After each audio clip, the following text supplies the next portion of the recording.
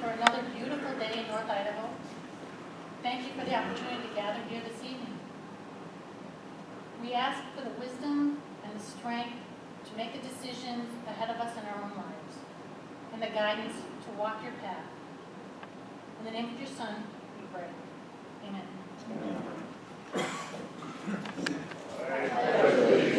To the flag of the United States of America, and to the republic for which it stands, one nation, under God, indivisible, with liberty and justice for all.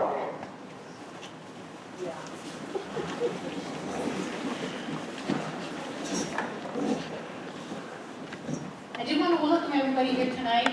It's great to see so many people turn out for some information that may not be available readily. I wanted to say, first, my name is Kathy Rose, if you don't know who I am. And this is a forum put on by some citizens. We're citizens and taxpayers. This isn't a forum put on by the school district. So you're going to get the perspective of property owners and taxpayers. Many of us have gone to school board meetings, we've done our own research, we've looked at the master facilities plan, we've asked for documents for other questions that we had, and we felt this information needed to be shared so everybody can have an informative vote when we go to the polls. I'm going to let these ladies introduce themselves before we get started.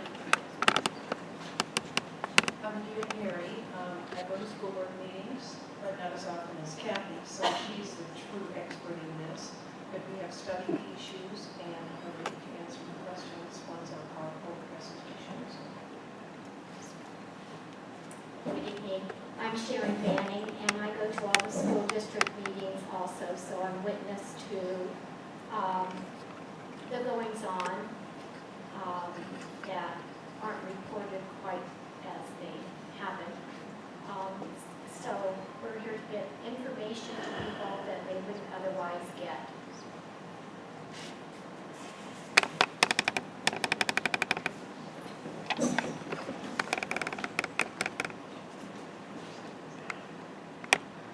Okay, so we are here to discuss the LPOSD Plant Levy. That is an election on August 30th, if you weren't aware of that.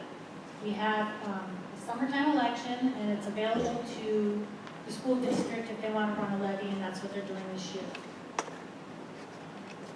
This is a tough time because a lot of people are on vacation. They're thinking of recreating, they're not thinking of an election, and if they are, they're concentrating on November for the president. So we need to spread the word and tell people there is an election, you have to get out to vote. It's the only question on the ballot.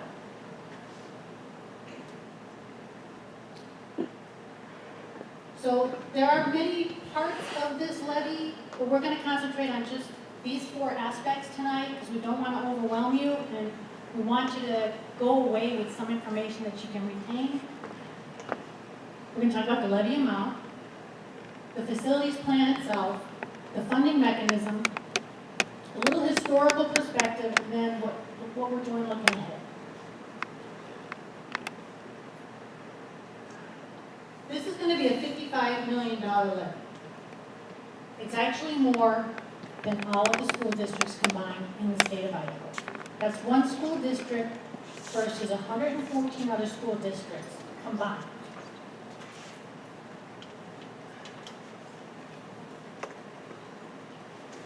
This levy will double your school tax. Actually, it'll more than double your school tax. You're currently paying a rate of 0.184 for the supplemental levy. And this plant levy will be at a 0.2 rate. And that will be over, excuse me, over 6 years.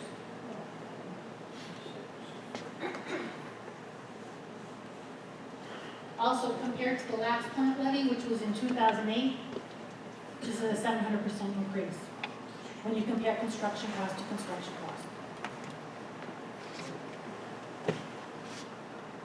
If you look at it another way, based on the enrollment last fall, it's over $15,000 per pupil. And that's in addition to the state funding, in addition to the federal funding, and in addition to the current levy we're paying supplemental. Yes. Do you happen to know what the rate is that schools are receiving from the state per pupil? It's a very involved, you know, yeah, it's hard to, I can't even understand it. Okay. If we could keep the questions till the end, and we'll address everybody's question, because I just want to go through this. I'm sorry. I didn't specify it before.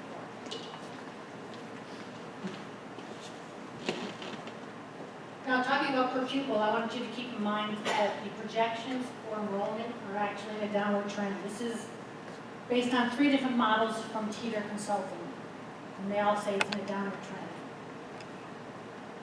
And actually, if you look back historically to 2000, it's kind of been in a general downward trend as well.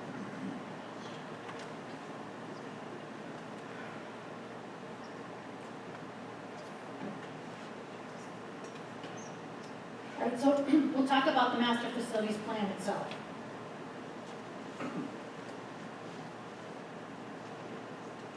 This was in conjunction with Teeter Consulting and the Facilities Planning Committee, which I have to dub the secret Facilities Committee. There was no public meetings. There was no minutes taken of these meetings. So I really can't tell you what happened with the Facilities Planning Committee. All I know is they met at least 5 times. But I can tell you about some of the members. This was a committee of 13. They were handpicked by the superintendent, and they comprised the superintendent, the chief financial officer, the facilities director, the director of technology, 2 current board trustees, a past board trustee, and 1 teacher. There's 8 people directly tied to the school. 2 members were also associated with the Sandpoint Urban Renewal Agency, plus the mayor of Sandpoint. Well, they have interest in Sandpoint, the city. And on top of that, 3 members were associated with the Panhandle Alliance for Education, also tied to the school interests. I don't see a taxpayer representation yet. And they promoted this as a cross-section of the community.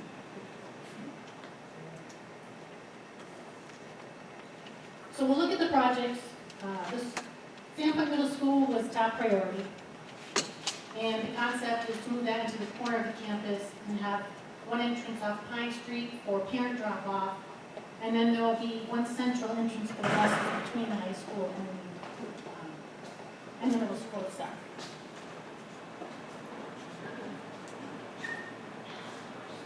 Debbie,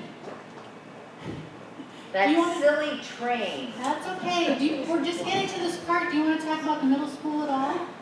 Oh, sure. Okay, come on up.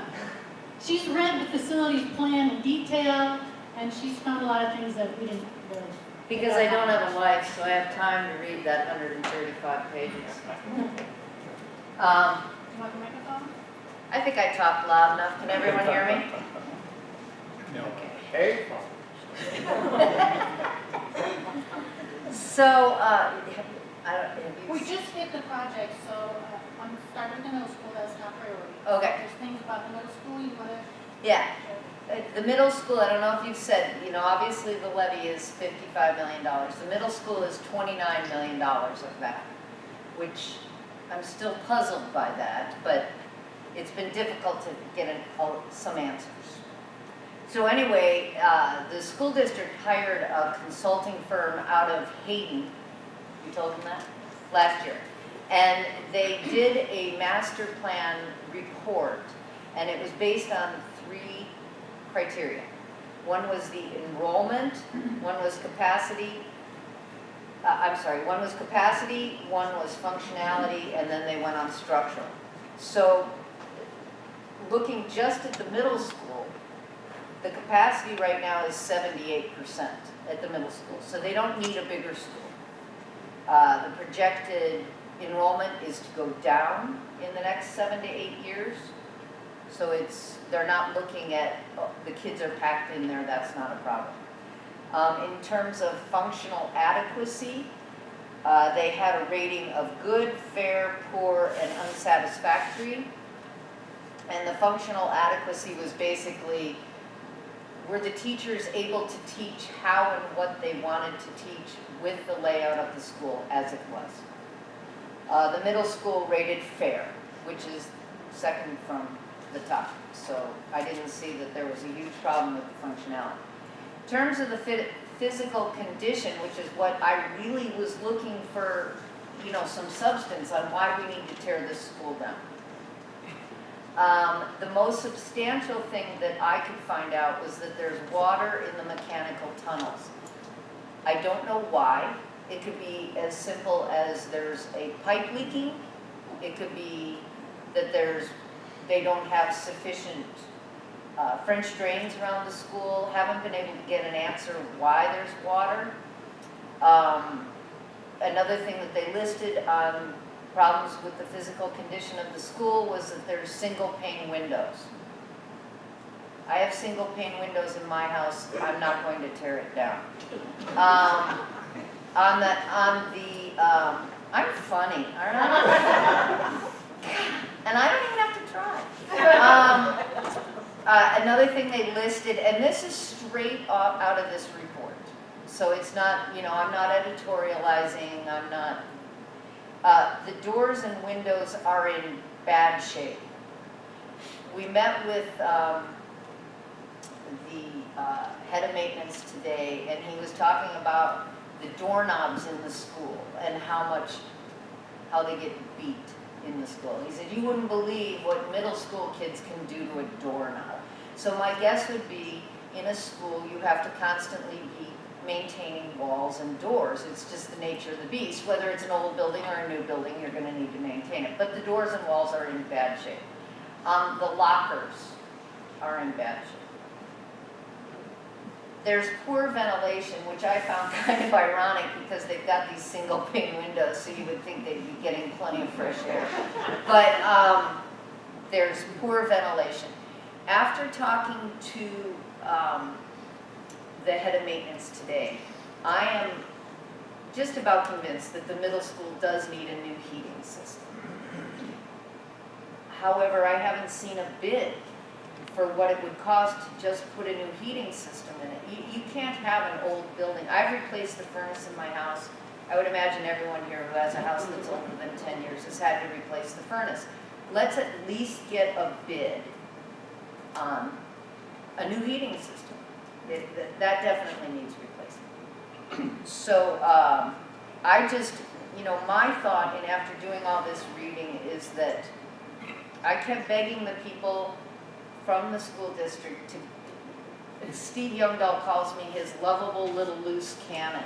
So you would think that he would want to give me some verbiage to be spewing that would substantiate the argument for tearing these buildings down. And there's just haven't been able to get it.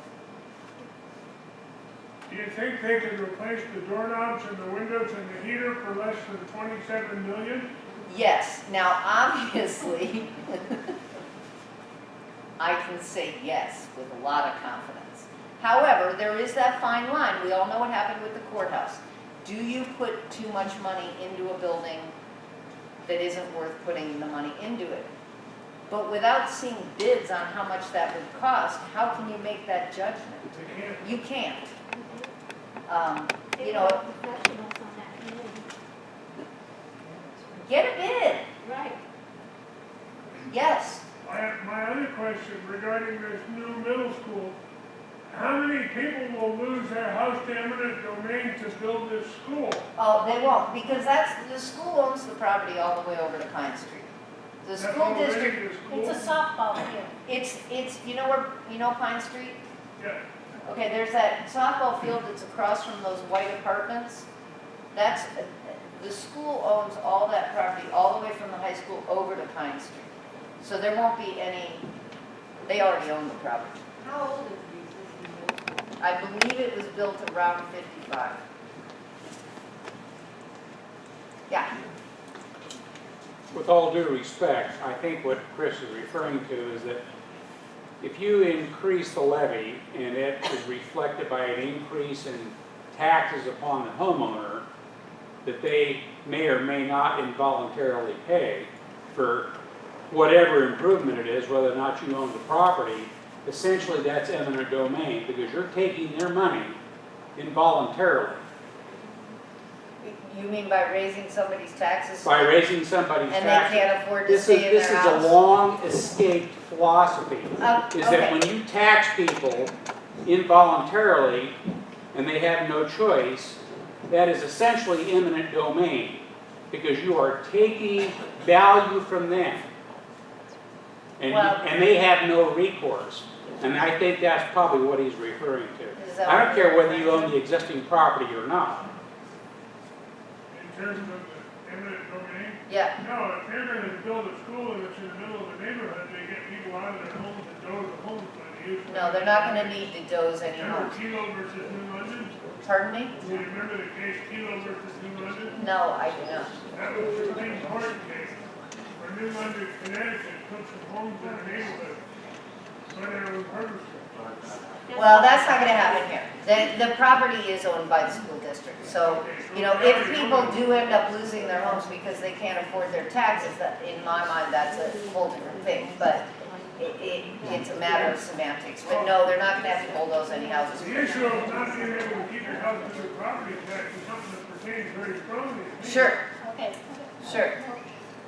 So, You want to go and, on school by school? or- no, I strictly stuck with the middle school just to keep it simple. Okay.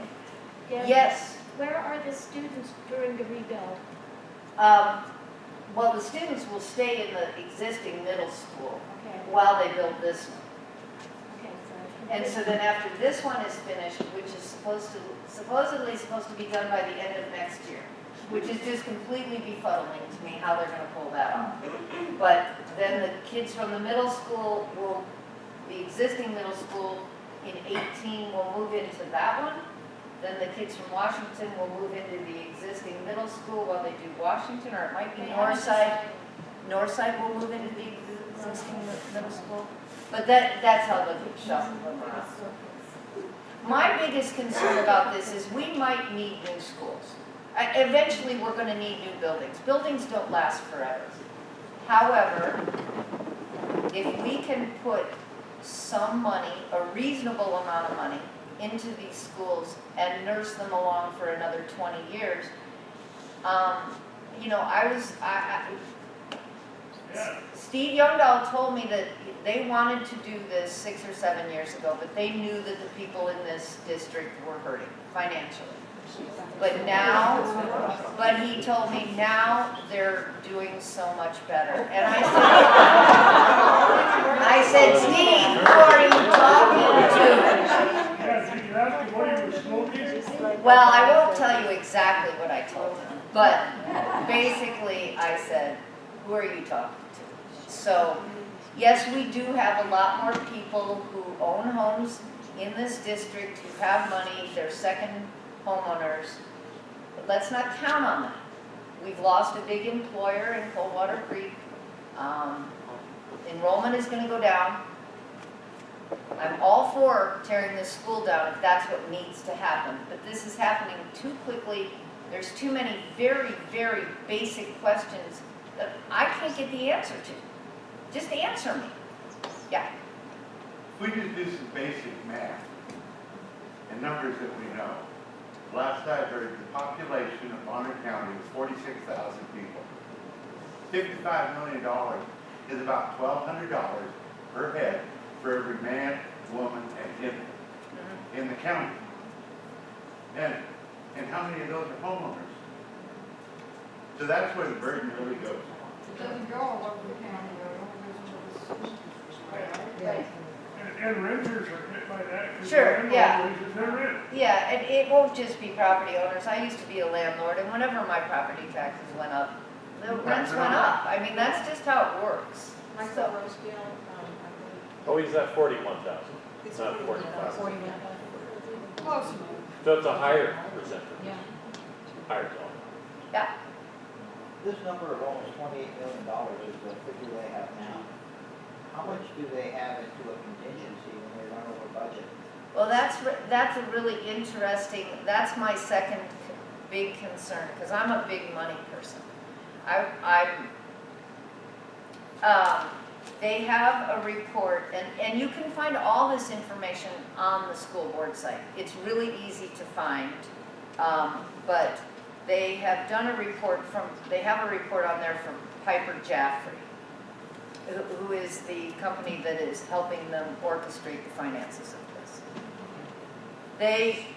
I shouldn't say orchestrate, that sounded editorializing. They are helping them, yeah, they're underwriting the deal. Okay, so, and they're on the up and up. It's, but anyway, the projection, because this will go from 2017 to 2022. In 2017, and I'll round the numbers off, they'll see revenue, and that will be what got collected in December of this year, but the school district will receive that money next year. So next year they will receive $8.7 million. Next year, their expenses are, $3.3 million. So they end up with an excess of $5.3 million. That's great. You think, okay, we've got a little bit of a buffer. Okay, starting the next year, the revenue is $8.9 million, but the payment goes up to $10 million. And every year after that, the revenue does not meet the payment. So they are counting on that $5.3 million in excess funds from 2017. They'll be able to take $1 million of it every single year for the next 5 years. That's great if everything goes as planned. If we don't have a bunch of change orders, which anybody who's ever held a hammer in their hand, including me, there's always change orders, and they cost money. So then, the next page on the Piper Jaffray website, or Piper Jaffray report, and once again, you just have to go to the school board or the school district website. There's a box on the right-hand side of the website that's all in blue. You can click on any of these topics, and you go on the Piper Jaffray one, and this is what you come up with. The next page is if for some reason there's either A, no further growth in the district's taxable market value, or B, there's a decline in the district's taxable market value from the current values. Could happen. Everything's fine until we get to 2021. Then we're in the red, and at the end of the deal, we're in the red $1.3 million. I don't like going into a deal where they're saying, this is what could happen, this red, because you know how they're going to get that money. I think what I meant was if they're budgeting $28 million, what do they really expect to spend on it, $35 million? Or do they have We even? don't know. We don't know. They don't know. They don't even have a plan for, I have a friend, a very dear friend, he's a financial guy in Wichita. He's been the head of the school board in Wichita for the last 4 years. He's been on the board for the last 12 years. He's a money guy. He's really smart. The last time they built a school there, they spent 4 years just talking about it, talking to the public, talking to the teachers, talking to architects, blah, blah, blah, blah, blah, before they even put it to vote. These guys started on this last December. That's not long enough. I mean, I'm doing a remodel on a little town, and I've changed my mind 10 times in the last couple weeks. You can't plan this in 5 months. So we got 3 levies we're paying on now? Yeah, and there's another one, there's another supplemental levy that's coming up in March for $7.5 million. That's the other thing that makes me nervous. If they pass this, and all the people who don't know about this election go, wait a minute. When that one comes around in March, everybody's going to say, you know what, screw you. We're tired of this. And that's the levy that actually pays the teachers and does all the things that the school district has actually done a stellar job in the last couple of years. I mean, kudos to them. They have brought our school system into something that's admired. But if they piss off the taxpayers and they don't start voting for supplemental levies, then it doesn't matter how pretty of a building they have, they're not going to be able to pay teachers. I think we need to go on with the, there's That's fine. Thanks. Sorry I was late. Would you mind having a seat in the front? I don't know. You can call on me from back here. Thanks, Debbie. Sure, thank you, Kathy. So just briefly going over the rest of the projects. It's going to be a rebuild for Northside. It's a complete rebuild. New parking area, driving area, and new recreation area, all rebuilt. The main building in Washington will be rebuilt. There's 4 existing classrooms that aren't that old in the annex that are going to remain. There hasn't been a decision on what to do with the Washington students during construction. Clark Fork is supposed to get an upgrade to the shop. What that entails, I have no idea. Is it a commercial kitchen, a wood shop, classrooms? No details have been discussed yet. Yes, Debbie? We did see that presentation today. It's a shop for learning how to be mechanics. It's actually the one thing in this levy that I could say, yes, let's do that for these kids. So I look forward to seeing that. How do we get on that list of being presenters or recipients there? So the public can know some of this stuff. I know you're privileged to some extent. No, I mean, Well, you must be because you're speaking in terms that none of us have heard of, well, I with just, knowledge we don't know of. So. I know, but that's, like I said, I have no life, so I just read a bunch of the stuff in the report. Well, I don't have a life except supporting 6 people daily Right. to the tune of 60 hours a week. No, all And the, I only get this because I get off my ass Right. and go search it out. yeah, So- no, all the information that I'm saying tonight came off of the school board website. Oh, I see. But you said something is that. So unless the public has a computer that can get into the school board Right. website, there is absolutely no other way we can get this information. Yes, you can go to the school district office and you can ask questions there. Okay, great. I'll take my time off from work to go do that. Thank you. So an unforeseen cost was the addition of 4 classrooms to the high school. The high school currently has 4 portable classrooms that were going to be in a way of construction of the middle school. So they would have to do the high school before the middle school. And while they're doing that, I just have one question with all of this. If no architectural drawings have really been done, and they just have these footprints of what they're gonna build, do they just do a pie-in-the-sky estimate of how much per square it's foot? based on it's gonna some general industry of $200 a square foot type. cost? So that could be higher, could be lower, but it's probably gonna be higher. Yeah, until we get into the nitty-gritty. This is just an estimate on the consultant. All right, so while they're at redoing the campus, they're going to do all the athletic fields and the track as well. Those will be between the high school and the middle school. They already have a very adequate facility, track, and all the fields. So this is just another item on their wish list because they want things to be, yeah, they want it pretty. They want a different format for campus. Necessity doesn't seem to play into it. Okay, so as a side note, the alternative high school was actually rated the 2nd worst condition. And it had been considered back in 2012, but there was no action taken. And here again, considered one of the worst condition, and they've decided to kick it down the road to another 6 years into phase 2. So they're already planning phase 2.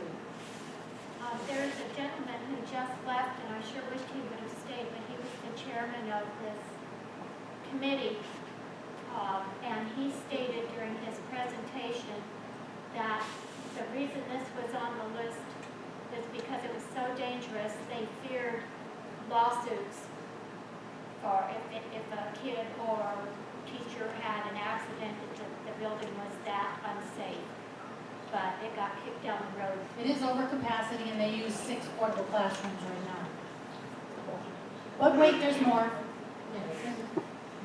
We have upgrades to every other building, district office, transportation, child nutrition, and every other school. That's mainly painting, paving, entrance doors, upgrading intercoms, bell systems, that type of maintenance that should be, regularly going on.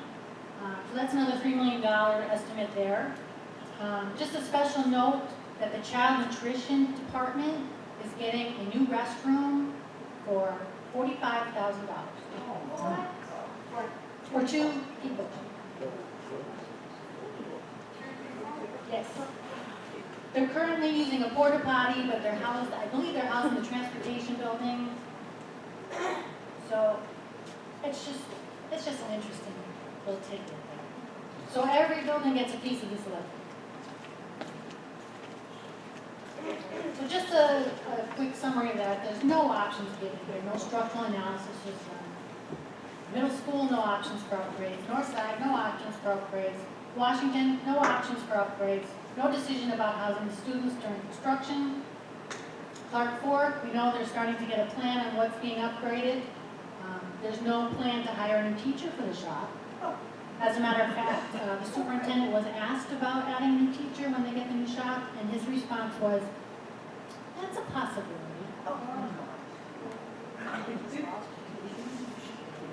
And the high school and the fields construction were not seen by the consultant or the does an afterthought. Now, you say this is over and above what the state did? This plant levy, capital improvements are not funded by the state. They have to ask the property owners for a levy to do it. What about the permanent building fund that the lottery is supposed to be funding? Nobody's talked about that. There's been no mention of that.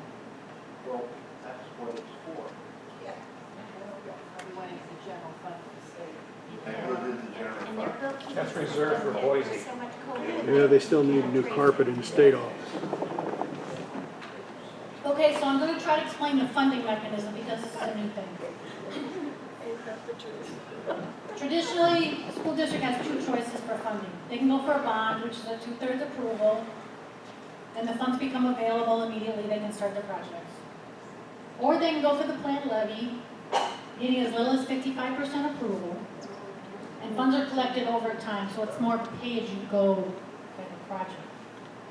But wait, we have a third option now. Last October, the Idaho Supreme Court ruled a renewable lease agreement with the backing of a successful levy is not considered debt. So using this option, the district can get their bond funds circumventing voter approval and disenfranchising voters. I'll try to explain this to you.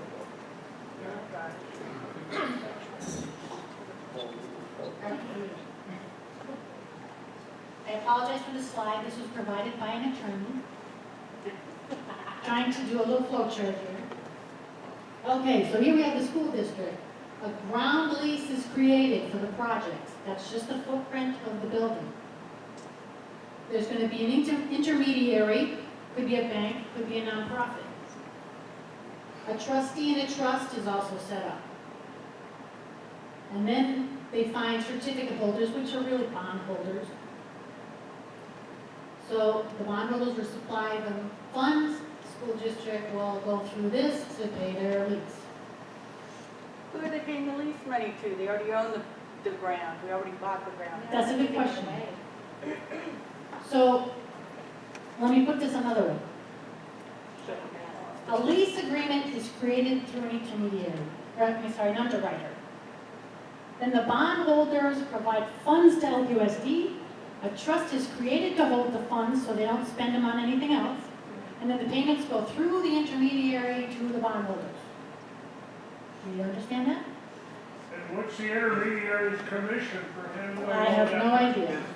Does anybody know what the current interest rate is on levies? On levies, on like the bonds, On municipal bonds? they do have an estimate in their report, in the Piper Jaffray report. Well, they think they're doing a lot better than that. Try and buy a bond. You can't do it unless you're in the club. Cannot do it. All we can get is about 3/4 of a percent. You gotta be in close. All right, so the summary of the timeline, if the levy passes in August, the architect starts designs and bids immediately. Construction will start as soon as possible. The closing on the lease agreement is proposed by the end of this year. Who's going to be the intermediary? I have no idea. Like I said, it could be a bank, it could be a nonprofit.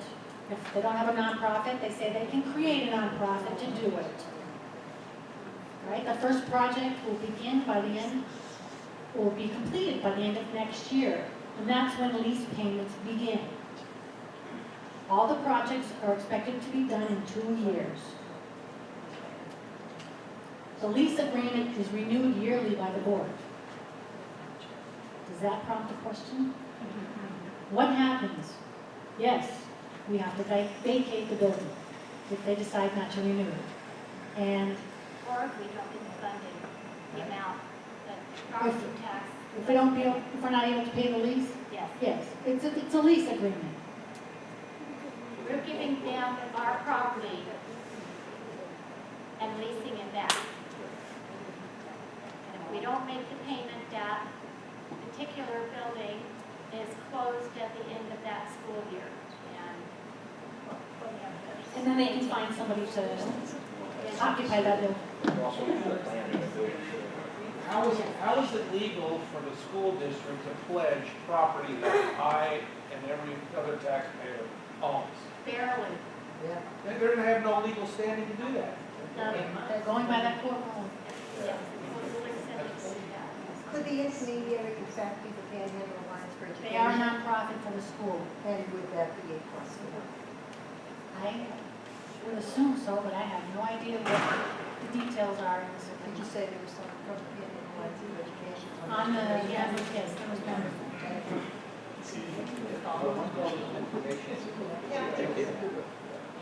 This, if the levy passes, it says, the architects then start the design and the bid. So this is like the chicken before the egg. Yes. We don't know how much it's gonna cost to even do the very first project, which is the middle school. Right, all we So have let's is say this. the architects come in and they say, oh, it's not gonna cost 28 million, it's gonna cost $40 million. What happens to all the other projects? Out the window. As you go through this presentation, you'll see a history of what happens to the project. Okay, so move on. So, we have to pass the levy in order to move the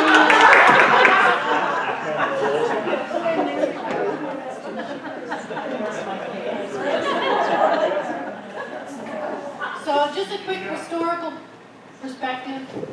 The last levy, which was March 2015, the supplemental levy. I can't describe any other way, but we were sold the levy. I understand the teachers and the staff and they need the funds because the state doesn't cover it all. However, LPOSD promoted their schools as 4 and 5 star. We have 4 and 5 star schools. That rating was discontinued 2 years prior. They said funds 1/3 of all district staff, except those 15 employees that they let go from the payroll right after the levy passed. And Clark Fork got hit pretty hard with that. They claim it funds all curriculum materials. And it was just reported that our district is about $125,000 short for the new math curriculum adoption. That's a 60% over the projection. They also said it funds all academic, it was in capitals, academic and athletic extracurricular activities. So why has there been fundraising by over a dozen extracurricular groups, totaling $40,000 just in this past year? I just think this was misleading. So if we go back to the last plant levy in 2008, that was just over $7 million for 2 years and included $1 million contingency. Yet Kootenai Elementary still is unfinished from that levy. They're over capacity and they're using portable classrooms. This current levy really doesn't have a contingency to the side.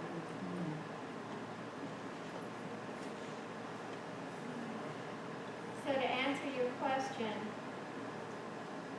There is, Kathy said, there's no contingency. Things will probably be cost overrun. We'll be stuck with finished or unfinished projects. And the hand will come out for more money. Right. Yeah, it wasn't looked at with problem-solving eyes. Somebody's got some French, sorry. So just taking a few interesting facts about our local economy. Notices were mailed to 2,400 properties in the county by the treasurer this past spring for delinquent tax payments. I don't think those people can afford the tax increase. 53% of the students qualify for free or reduced lunch. I don't think their families can afford the tax increase.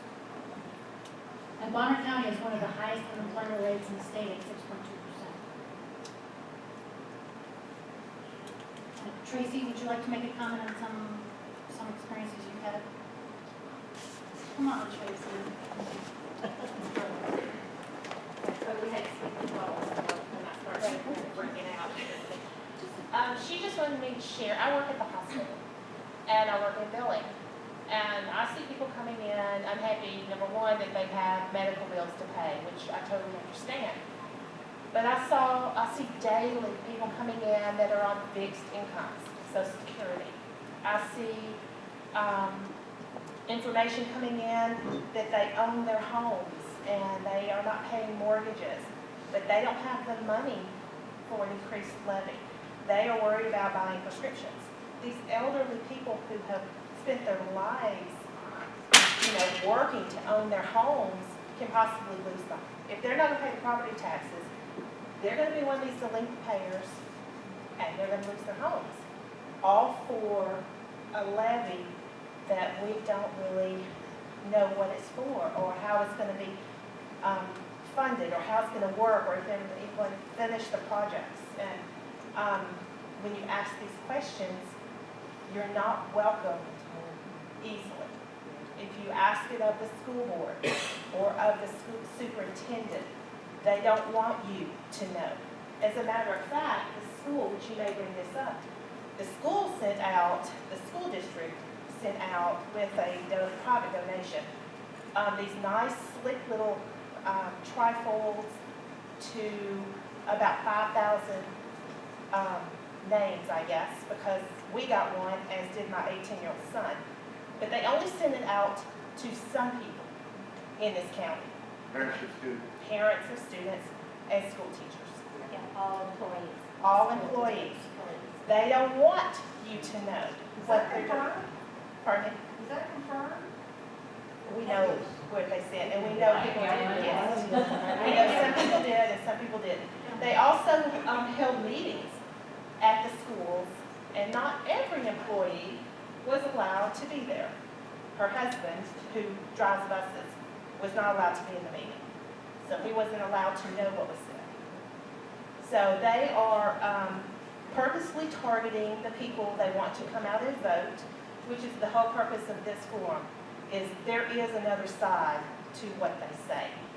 And it's important, whatever your decision is on the vote, it's just important to be informed and to know what's going on regardless of how you choose to vote. It's just important to know.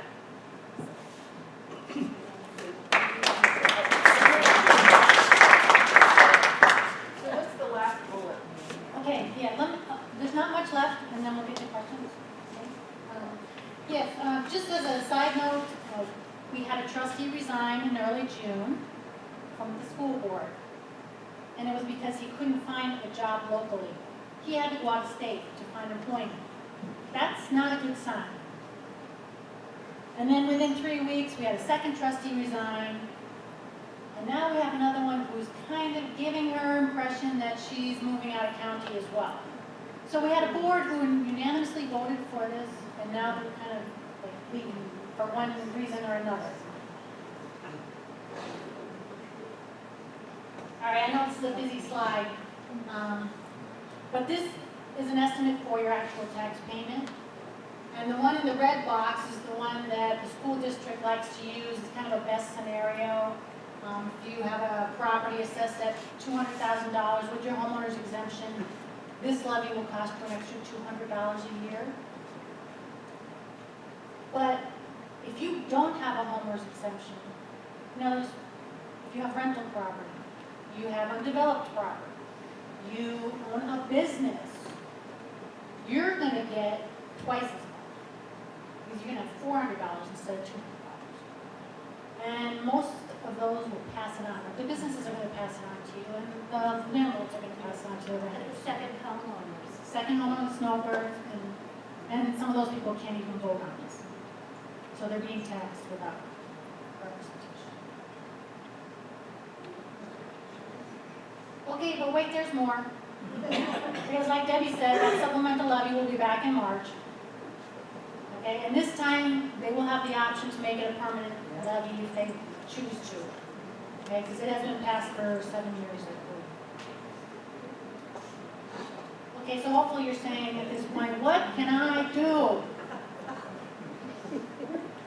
Okay, we can only do so much, and this is why we're doing this forum. We need help spreading the word. I can't tell you how many people don't know there's going to be an election.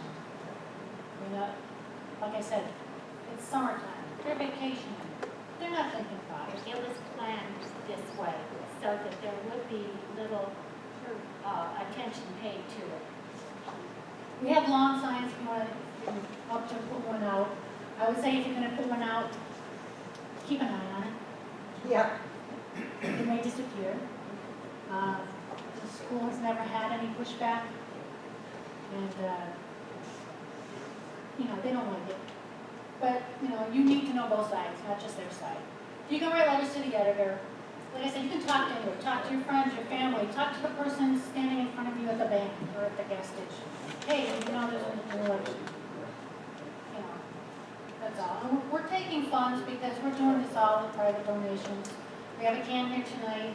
We also have a GoFundMe page. If that's what you choose, you can donate anonymously through that.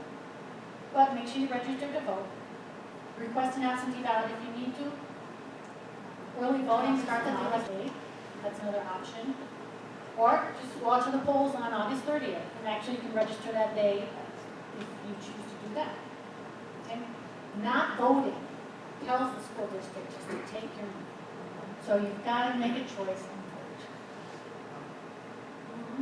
vote. Will this vote will the ballots be taken at a regular polling place? Yes, this is not at the schools. This is at the regular polls that you go to. With the regular polling people that are there? Yes.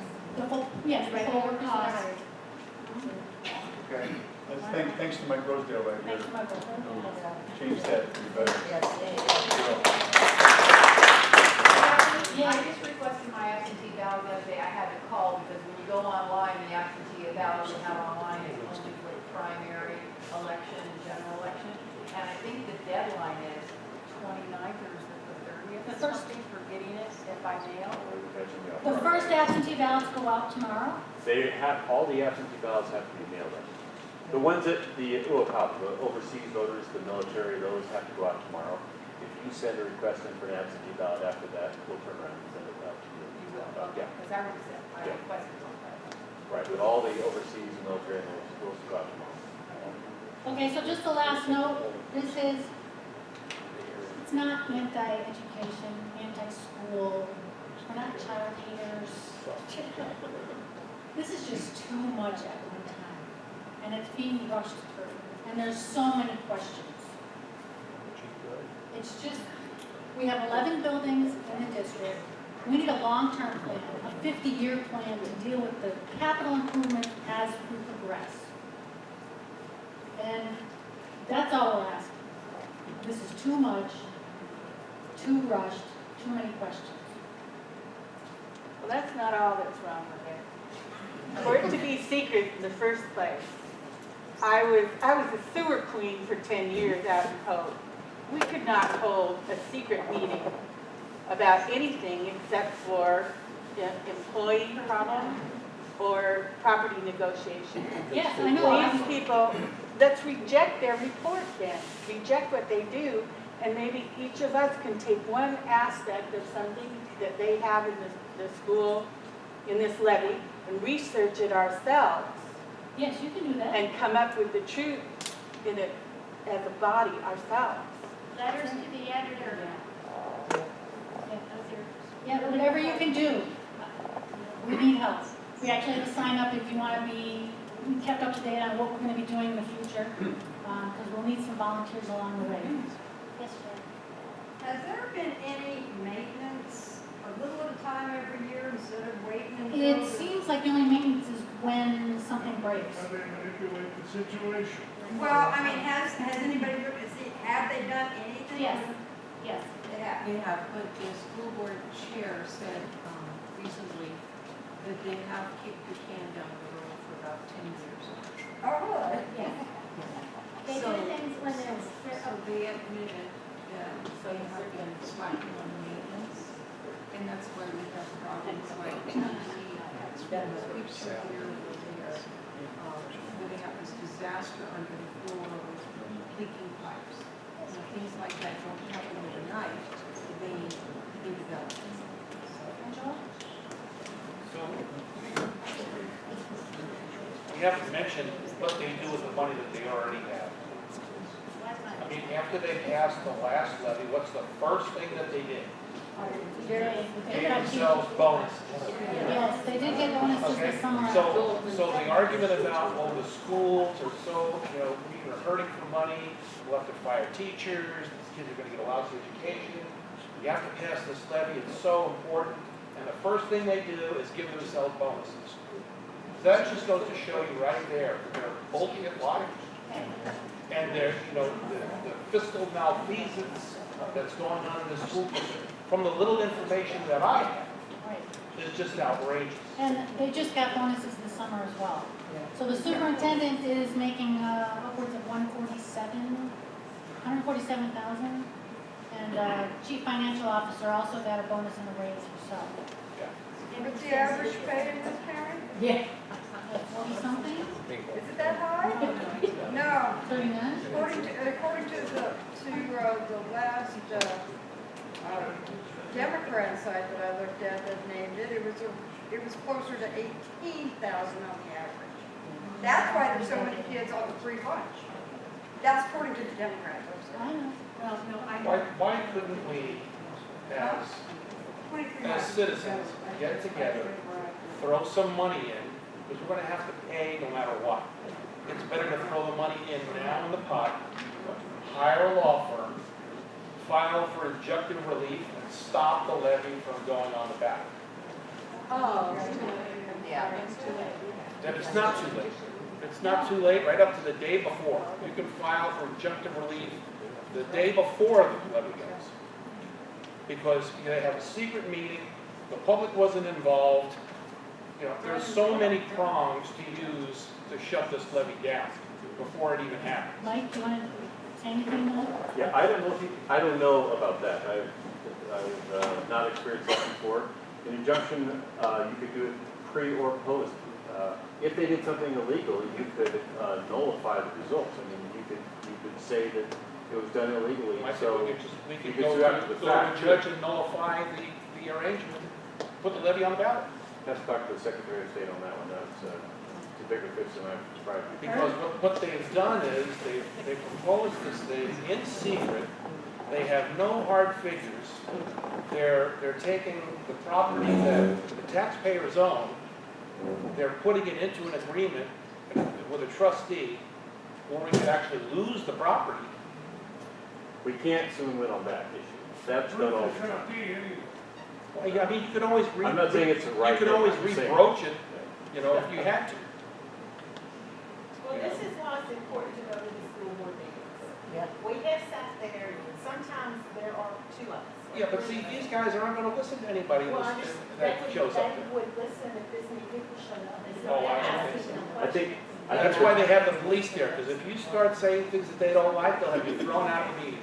I think the better thing to do with the money, instead of throwing it at lawyers, would be to use it to get the word out and have everybody. Yes. At this point? Yeah, but they're gonna spend you know, the Panhandle Alliance for Education will spend tens of thousands of dollars to PR this thing and get it passed. And they will get it passed. Not if we get the word out. Oh, hell be damned. These guys, you know, they've been doing this for years. I know, but They're this- very slick at it. One year they actually spent money and sent videotapes of it out to everybody. To every resident in the frickin' county. Now, how much did that cost? Can you bring up that slide, the first one showing the concept in middle school? Middle school? Can you? Well, we're going to explain a few things to you here.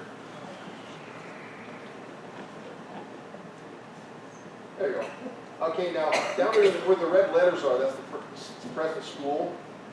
And later on, you'll see where they had a track. Well, that's a little, they're not just throwing the track in for fun. That's going to be on the site where the present old middle school was. They're just putting that after they tear the building down. But, see that diagonal path, the red arrow?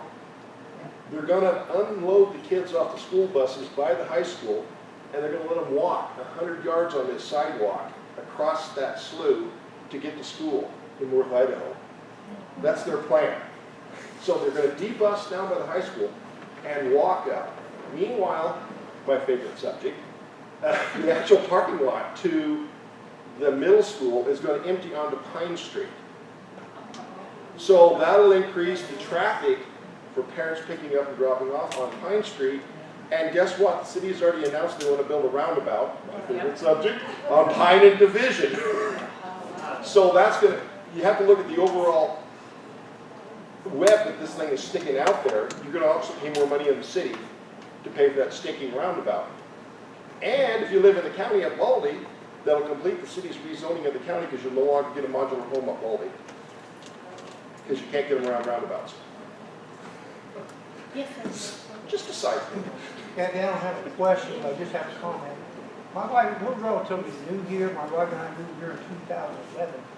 When that supplemental levy came to light last year, I was concerned about that, because I think all of us in there are concerned about kids. The primary objective is kids. What can we do for kids? So I called the district and had to go through 3 people before I got answers from Becky Meyer. What's the dropout rate in this district? Because we saw it up there, the district listed this as a 5-star school. What's the dropout rate in this district? 6%, 16%. That's 1 in 6 kids. Now, I don't know if you own a business, you want to cough up 160 product every year, flush it down the drain and say, boy, we're doing well.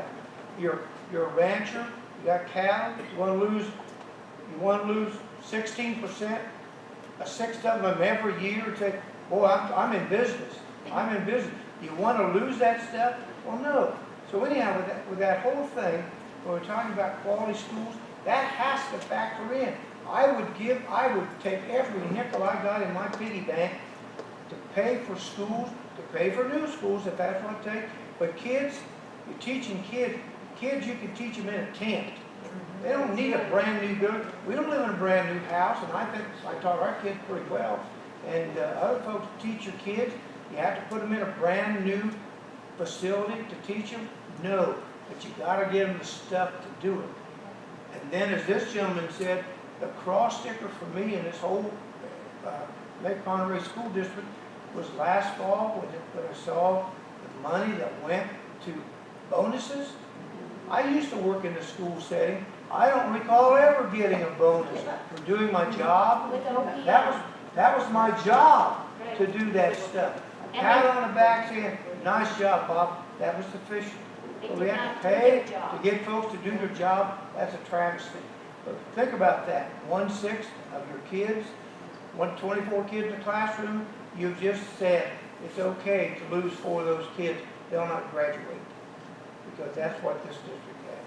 That's terrible.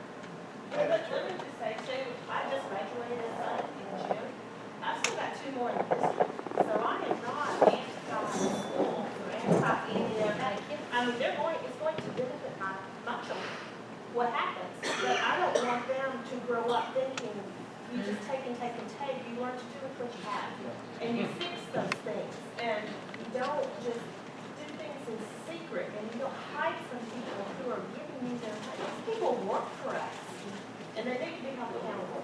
And this is all we're trying to do, just slow Well, down. they're bad stewards of the money that they've gotten over the Yeah. years. And what makes us think that they're gonna be better stewards when we give them this? If you don't mind, I'd just like to take a couple minutes to address a couple of things. First of all, it's my understanding that the reason for this levy is to replace schools that are uninhabitable or are in poor condition. So consequently, we need to buy new school, or build new schools. Just happen to think, I'm a product of the Detroit school system. I came through without being shot, stabbed, mugged, or whatever. Yeah, just about. But I thought, I got to thinking, I know that Pershing High School is still a viable facility. So I went on the internet, down at the library before I got here. Pershing High School is 97 years old. Driving around the country, I've seen a lot of rural communities that have these big, fancy schools.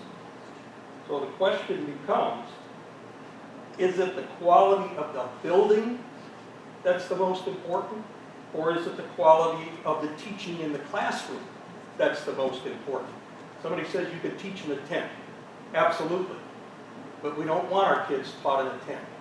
My dad spent 26 years in the LA Unified School District. So I come from a background of having a father that was a teacher and a supervisor in a school district. You take a look at the political reality of what we have here. Go back, go to the county, check the voting patterns on levies. I did, before this last levy passed. I didn't get involved because I was a volunteer for the county. I was the chairman of the County Planning and Zoning Commission. And I felt it was kind of a conflict of interest to get involved in something like that and being a representative of the county. But if you look at the voting records, outside the city of Sandpoint, every levy fails. Inside the city of Sandpoint, every levy passes. That's where the population base is, that's where the voting power is. And that's why this supplemental levy is going to have a hard time being defeated. Now, somebody mentioned about the absentee landowners here. Well, the highest value property in this county is where? Waterfront. I know. I've had my taxes go up to almost $10,000 a year. If two things happen, if the value of property continues to increase, every time the assessor assesses your property, your taxes are going to go up. And if you're basing that tax rate on a percentage, you're going to pay even more money. Now stop and think about what the impact on business is going to be. You look at constantly increasing taxes in this county, businesses are going to be reticent about coming to this county, investing in the people and the buildings and the land in this county. Think about the number of kids that are homeschooled. Their parents pay property tax, even though they get no benefit from the public education system.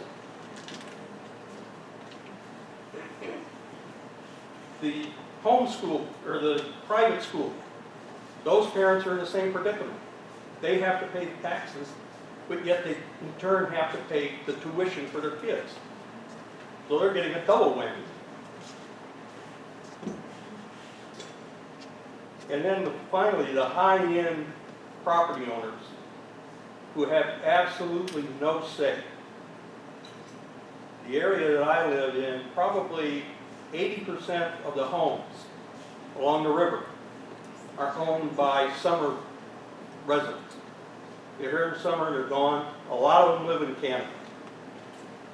Those people are really being taxed without representation. They don't even get to vote on anything. Yet they have to pay these exorbitant taxes now.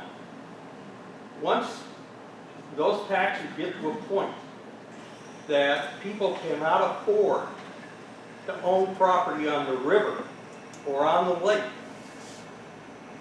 you're going to see the economy in this county implode. Because those are the people that support a lot of the jobs here. Now, I'm not against the kids, but I am against losing my house because I can't afford the taxes. I'm retired, there's a lot of us gray-haired people here.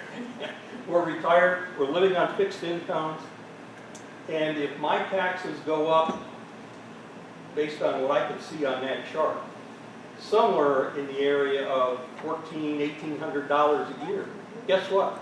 That $1,400 and $1,800 a year is not going to be spent here in the community at a local business who employs people, who is going to be the employer of the kids that come out of school. So where's your jobs going to go? Oh, man. But keep in mind, the political reality is the power of the vote is in Sandpoint and the voting precincts in Sandpoint. So unless you can get everybody outside of Sandpoint to vote on this, you lost. And by the way, before I forget, WW1, which was Wrong Wife 1, was the president of a PTA. I got RW2, that's the right wife too. But she was the president of PTA with 600 students, junior high down in Southern California. And PTAs are nothing more, from my experience, are nothing more than mouthpieces for the school administration and the teachers. They just regurgitate what the administration wants, no matter what it is. So you're going to get pressure from the PTAs. They're going to say, oh, this is the greatest thing in the world. Thank you. I'm a certified teacher. I was from California, but I had to leave.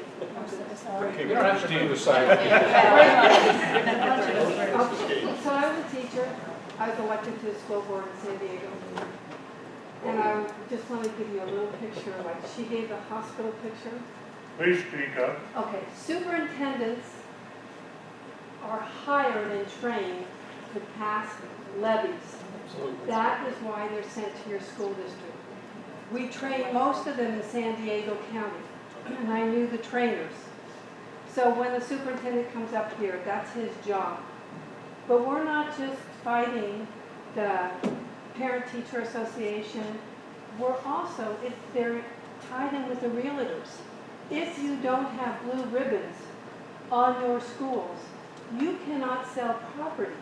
And if you don't have blue ribbons on your schools, you can't get businesses to come here and tell their workers to come. So they need the blue ribbons on the schools. They need the fancy buildings so they can get the businesses to come while they're running the homeowners and the landowners out of the county. So I just want you to know the superintendent's main job is to pass the levy, and that is what it's designed to do. So it's not just Sandpoint. Everything that's been said tonight is true, but just know that the superintendent, and when you talk about the school boards operating in secret, I just saw 3 school board members have resigned. Who's replacing them? Where's the ballot? Where are the elections? They're appointed. Exactly. See, one resigns, they appoint. The next one resigns, they appoint. The whole thing. So that's just a little of my experience. I hope we can fight this. I don't know if everybody's also aware that the county commissioners just signed an agreement with Southwest Bank for $1.4 million to build that new ambulance facility in Sago. 1.6. 1.6. And that will also be added to the taxes. They borrowed it based on expected income in the future, which they don't yet have. So that will be in addition to everything else. I'm sure it'll be small compared to that, but it all adds up.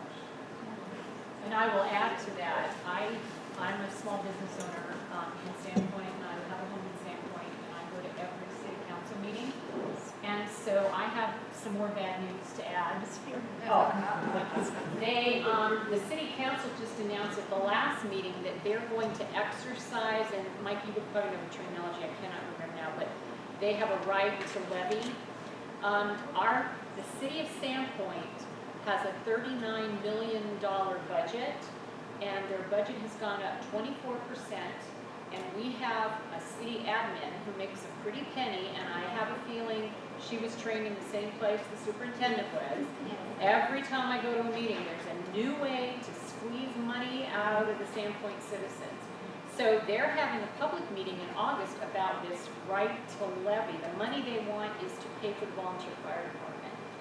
So this could work to our advantage because it's like people are hearing levy, levy, levy. But unfortunately, it's kind of coming in about the same time as the school levy. The other thing I wanted to mention is, I don't know how many of you know anything about the Forestburg Charter School. I have volunteered, taught for the last 3 years a trimester for that school. That school is excellent. That school receives not one single penny from the levy. Nothing. Nada. And if you spend time, they'll take you through. It's a public school. It's not a private school. You will be blown over by how they teach. They have the Albertson Foundation, which is a private foundation, has provided a lot of money and set up a program called P-TECH. Some of these kids graduate from high school, and they almost have a college degree already. So they work in aerospace. They work in healthcare. So for my money, if you want to see a good model, check that school out and see what they do with the funds that they have. People think because it's named Forestburg Charter School, they get money. They never got money from the Bergs, nor do they from anywhere else. So it just says to me that when you are a good steward of the money that you have, you can provide an excellent education. And that's the place where I will volunteer my time because I see the results that are amazing. And Kathy, will this be available online somewhere, so when we tell people they can find it? We'll be on PW. So we can pull it up? Yes. Yes, this has been reported out. Yeah, because we want people to be able to go to this and see things that Kathy, I have a question regarding the renewable lease. Under the assumption that the levy gets passed, and they go ahead and engage with, a trustee or whatever, and get a 6-year renewable lease going, and then the taxes don't come in because people default on their taxes. What happens? I mean, that's a good question. Where are you gonna get the money to pay for the lease? I mean, Nobody's considered it.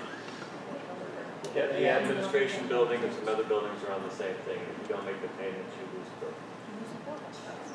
So that's it. It just comes down to they either go out and call Well, for they more can, money. yeah, the agreement would be that you didn't renew the lease.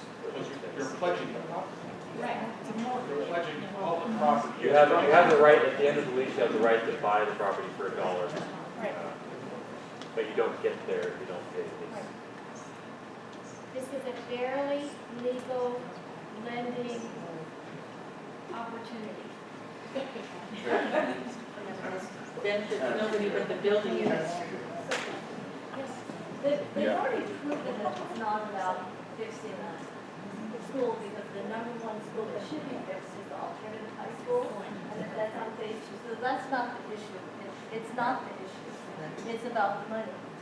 Okay, so to say anything else is just a diversion to get people fighting about this. So the point is to find out, not even find out, to get streamlined on the same page, because it seems like we're all agreeing, to just get streamlined on the same page of what can be done to prevent something to go forward based on a lie, because I'm going to say that, because they're not gonna take care of the Lincoln School, they're gonna take care of one that's gonna cost $40,000. I mean, that's ridiculous, and we all know that. So what is it, I think, if there's a group here together, what can one group do to make this null and void? Because it's a group of renegade people saying, I want all this stuff, and I'm gonna spend all your guys' money to do this, and we have to go, listen, a lot of people to vote no. And it's like, I don't understand how this could get to be a levy with just a group of people without anybody having any check and balance. This doesn't seem, it's just, you know, it's unbelievable that this is the word you're looking for. Our school board president himself said, if you don't like what we're doing, the alternative is in the ballot box. So let's take him up on it. And here, I'm counting maybe 40 people, and if every one of you writes a letter to the editor, and I don't mean just to the beat, write it to Read Out News, write it to the spokesman, and get this thing into the public eye, because right now, the school district is interested in keeping it out of the public eye. In every levy, like the supplemental one, you will have the school district out there holding forums every week, sometimes twice a week, to publicize the supplemental levy. They're not doing any of that in this case. They wanted to remain a secret because the mailing went out only to employees and parents, people affiliated with the school district. I didn't get one. I live in the district. Nobody I know got one unless they're employed by the district. And so the secret is being kept. And it's up to us to get the secret out there. Tell people what you know. And that means inform yourself. You can write. The B has on political letters, they have a 150-word limit. You guys in Read Out News have No limit. no limit. And Read Out News has, what's that? The B's got a new policy, it's a new section, you can actually write up to like 800 words if you go in and talk to Jim ahead of time. Yeah. He wants to stimulate conversation. It's the guest opinion. Yeah. But you have to get approval first. But what I'm saying is, it's up to us to get the word out. So pick a topic, because there are so many topics in this levy that you can write about that are problematic. You have a school administration that has kicked the can down the road for 10 years by their own admission. And they're collecting bonuses in the meantime for doing such a fantastic job. And all of a sudden, last year, late last year, they decided all of our buildings are substandard. We've got to have new buildings, and we've got to have them now. And we've got to have a vote on August 30th. Why August 30th? It's because if it's in November, at the general election time, you will have a huge turnout. And it's going to be on the ballot, and everyone will know about it. The school district has options of running levies 4 times a year. They can run one in March, in May, in August, or in November. That's by Idaho code. So they're entitled to do that. They chose the summer levy because it is, they're saying, because it enables them to start construction right after the first of the year. Well, okay, but why is there such a rush? These students have supposedly done a fantastic job, 4 and 5-star ratings in buildings that are now being called together. That doesn't make sense. And so we need to point out all of these little flaws. The consultants are saying the buildings are at capacity, yet in the school district's own report, they're saying they're under capacity, sometimes way under. So there are all kinds of things that can be written about. If you want to know topics, contact Kathy. contact me, contact Sharon. We've been following this thing for quite a while now, so. Susan? I think those are great ideas, but people can only hold on to minimum 3 pieces, maximum 3 pieces of information. If we could come up with the 3 bullet points, and we only use those 3 bullet points and nothing else, we agree on the 3 things, we back it up with the facts, and get that information out and do it, because then there's too many things going on. But if the committee could come up with 3 things and we could be put out that way, The only problem is that the bee tends to sift through and say, oh, well, that's already been written about, we're not gonna end it because everybody's saying the same thing. well, what if we wanted to collect money? What if we put our own name out like they do in campaigns? And we're a candidate? That's what we're doing with the postcards. The postcards Well, are that's going great. out. And if you have, please take some of these trifolds, because they have a lot of information, and pass them out to your neighbors and talk to them. Word of mouth. And or go ahead and scan them into your computer and email them to your lists. Because you all have email lists of people who live in this district. Get it out there. Anita, in the flyer here, in very small print down the bottom, says comments by trustee Molander and by trustee Bowler. And they both questioned, number one, size of the levy, and the other one said, I'd like to see more options. Are those trustees even here anymore? Or those Those are the 2 that are coming down. Of course. Yeah. Golly gee. Maureen, did you have You some? know, on that form, 4 of those, nobody would want. On four, what?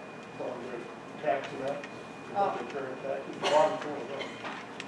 On the chart that was on the. How about that chart on that one? So we have a sign-up sheet here. If you Do want the math, to bottom 4 wrong, put your guess name who's down. wrong? People not on the roll checks. Yes, Well, we need people calling people to turn out and knock on doors. That's what we need to do. Even if you just do it in your neighborhood. take 5, take it to your hairdresser, people you know at church, your neighbors. Hey, I think Michael was first. I was just gonna say, as far as a unified message, probably the biggest thing you do is a huge tax on properties in the August 30th vote. That's it. I mean, That's all you have that's to all you say. probably need to say. All you have to say to people is August 30th, $55 million. And every single person I've said that to, they're like, what? And then you say, it's a facilities levy, and I'm not convinced we need new schools. That's all you need to say. Anything else, and it just, Make it simple. Yeah. But you're not going to hear anything from the school district. As long as they can keep this thing under wraps, they will. So it's up to us to get the message out. But it's 8 o'clock and we can talk amongst ourselves, you know, leaving. Let me just say this with this, her husband, there is a website up with all this information on it, and apparently our superintendent went and looked at it and shared with her husband, he thought it was violent disgusting. Violent disgusting. It's there. And it's there information on all of it, but it's against the levy, and Okay, and one more thing I wanted to mention is we're going to do a mailing, and we have all this printed, and we're having signs printed and signed. And if you can give information, I don't care what size it is, obviously, the jar here, comes over to the website, to go cleansing. The information for that is on the supply. And we have donations.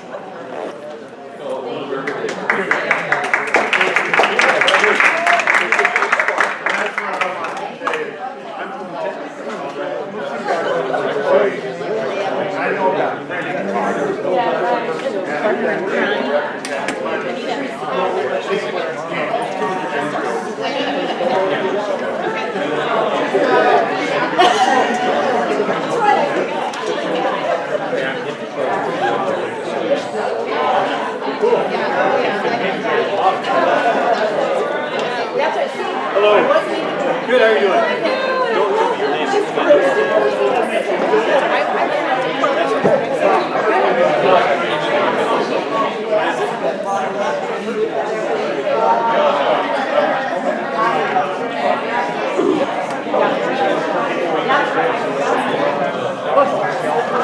know what? You say I'm logging with you, but you can't do that.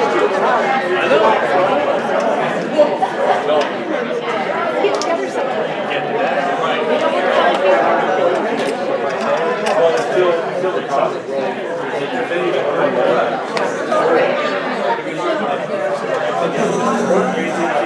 Thank you.